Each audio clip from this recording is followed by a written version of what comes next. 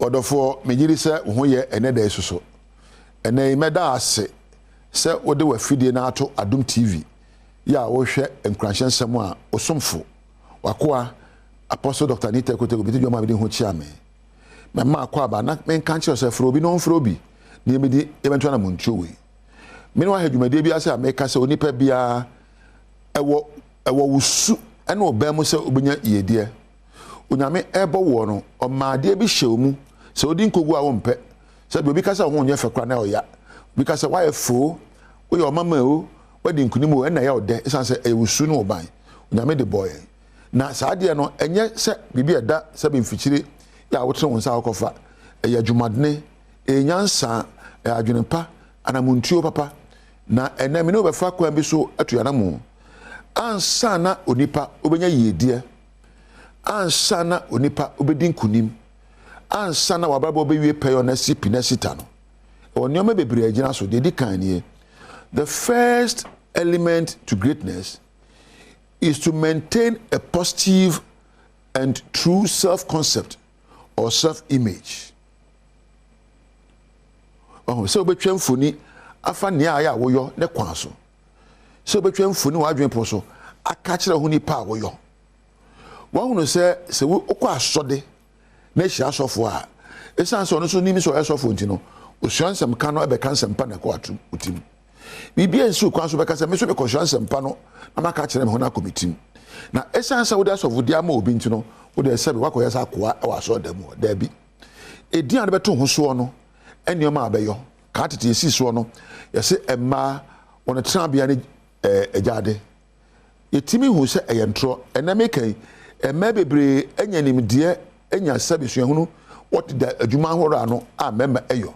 enti nsem ye ka kire ye no efa ye ho no nyesa na tie ebia wo we so de onima ade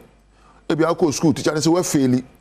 enti we nya certificate enti nam nyina wo de hu se me faili se mabon dabi ade ba ko mo pe na wo bon ewo eno je say ade fufuro ho a wontimi enni nkunim wom. So don't define your life by your past and current circumstances. If you want to become great, create a real image about who you are. What makes you you? Where you wine?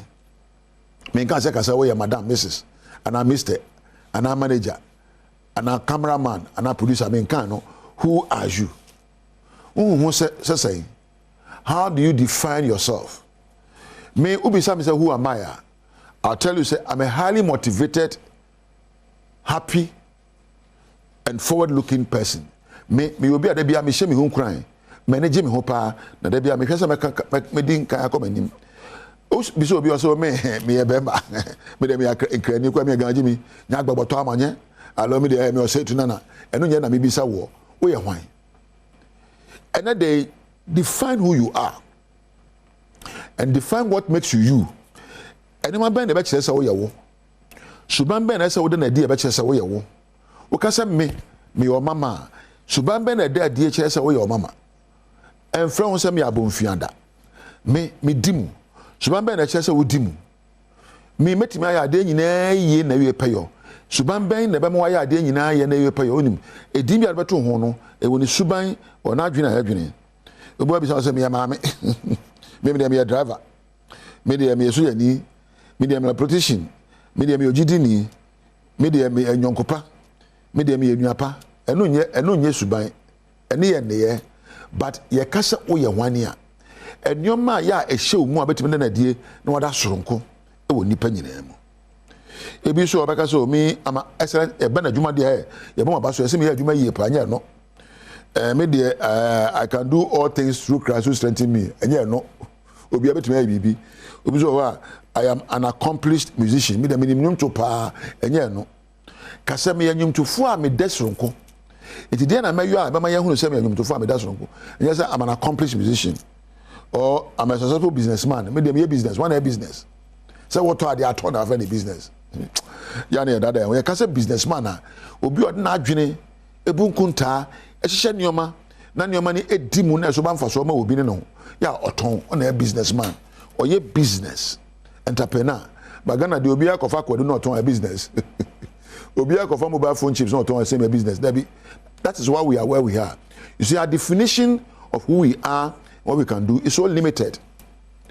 Nyoma yehu ya ho se ebetimi ayo ne sere efre ho fa no ase abomfia minim sa brofo na beja esa suba no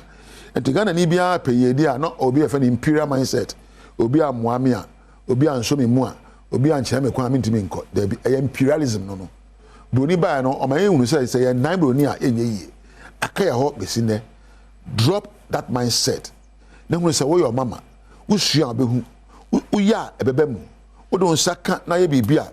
bedin kunim se mpo din kuguo mpo a fa ne se wasua de obo na say me de me humabro ni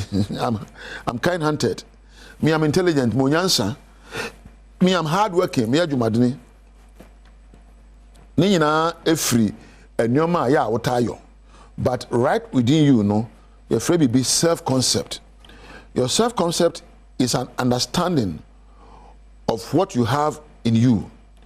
your personal experiences, your body language, your thoughts, your collection of beliefs. When you can self-concept, nipa oya, adwene a wota adwene abiribiara, nneema a wota agidie, your think ahodo a yeka bomu, na emfoni a utwa no wani so your attitude, na eniya ode na die, na betu aka say eyeme. Uti one day, omodin bi sa won say nipa be na meyo, nipa be na mpese me yedaache. Onipa me yo ne no aboa me ye die nipa me nda ache no beboa me ye die ane pe akade na penyansa na pesu ehunu ni subane patin kapa obehia na fa yo neoma apese wo ye na ochina na ka che on say ochina semri me mefu atwede akomani ma yo mama adi nkunim odofo nkunim die e wo ho ma obia ye die e wo ho ma obia etoji nipa wo yo ani neoma obeyo ni neoma obedwene ho that day bibia isi kwan se obedi nkunim akwansidia no gina wa wo so adwena wo dwene se be atenka akanya no ye ni awadefo ye wo mema ne mafo won awade ene ye ni oman atete apansam ye wo oman ma atete apansam a okyekere oman se onipa ne di yi a oni bibia bedi yi aha na meja wo edin am yeso e apostle Dr. Nita Kotegu ubo medianka odianka mepe mate onyame enka ho na mame na Adom TV adwumayefo nyina titire the producers Webeka Mpadu Thomas ena Sarah se na me na me cameraman Jonas ena me soundman Osmosis me da mu nyina ase na wa wonya amrehwe me de woni onyame